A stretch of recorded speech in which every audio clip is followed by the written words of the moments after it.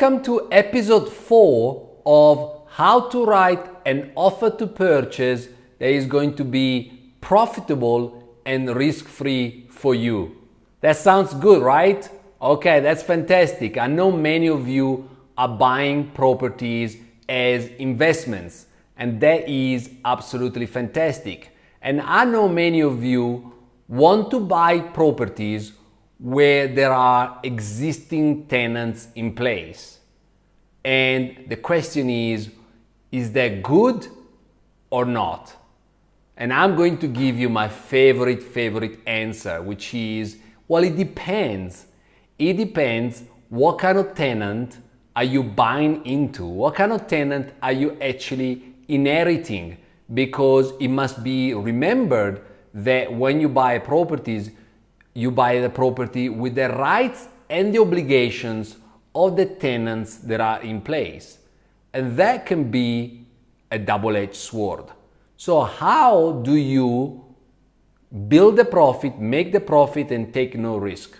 Well, the first thing you do, and that is the critical one, is that in your offer to purchase, I want you to write that this offer is subject to acceptable review of the lease agreement between the seller and the current tenant.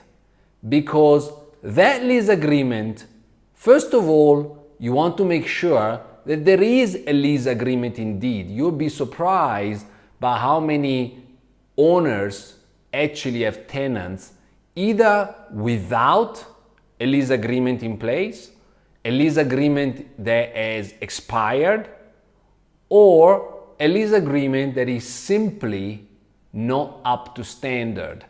Now, if you inherit, and when you inherit that kind of lease agreement or that kind of relationship, then you're more likely than not inheriting a problem and a risk. And we don't like risk. We hate risk. We want the cake and we want to eat it. So write in your offer to purchase that is subject to acceptable review of the lease agreement. So you can receive the lease agreement, you can peruse it, and you can decide if you like what you see or if you don't like what you see.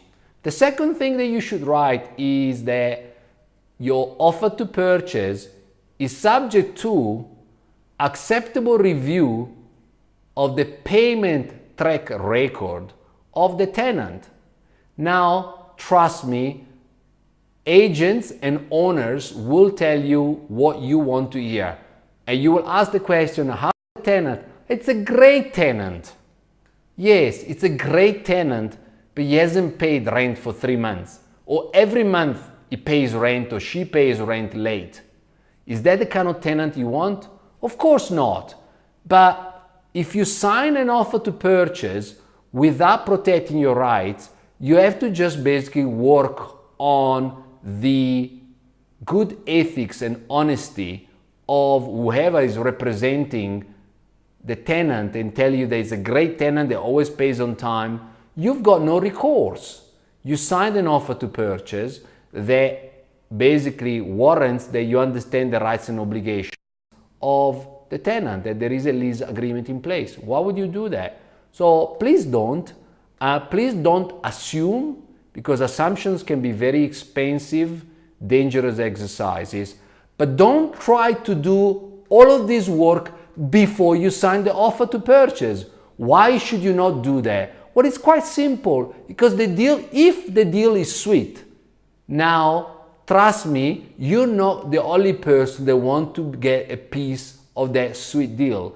And if you're going to spend a day, 2 days, 3 days, a week trying to get an understanding of all these elements, the deal might be gone to somebody that likes to operate shooting from the hip. You don't want to compete against that. You want to get to the deal first, but you still want to protect your rights. So that's very important in terms of managing your risks when it comes to tenants. The last but not least, as we like to say, is about getting a very clear understanding of what is the situation with deposits. Okay? Now, unless you specifically instruct and agree in the offer to purchase using very specific wording that I teach you in our property mastermind, that money is actually in existence, the tenant's deposit is in existence, is of a certain amount, and it will be paid over to you on transfer according to a very specific procedure, you might very easily find yourself chasing the seller after the transaction to get the deposit. At that point in time, you're gonna start becoming like a pinball. That pinball is between the tenant and the previous owner. The tenant will say, of course I paid the deposit. The tenant says, no, there is no deposit. And then there is no record. It says, yeah, but I had to deduct this and I had to deduct that, so the deposit is this. You're gonna go crazy. And you're gonna start your investment in this property on the foot. I don't want you to do that. You don't need to do that. Just make sure that you protect yourself in the offer to purchase when it comes to the quantum of the deposit, as well as the procedure to pay over such deposit to you at the right time in the right quantity. That way, you're never gonna have a problem. I trust that this episode number 4 has been of great value. Remember that don't be shy. Agents and sellers will fight some of the clauses that you want to put in these offer to purchases.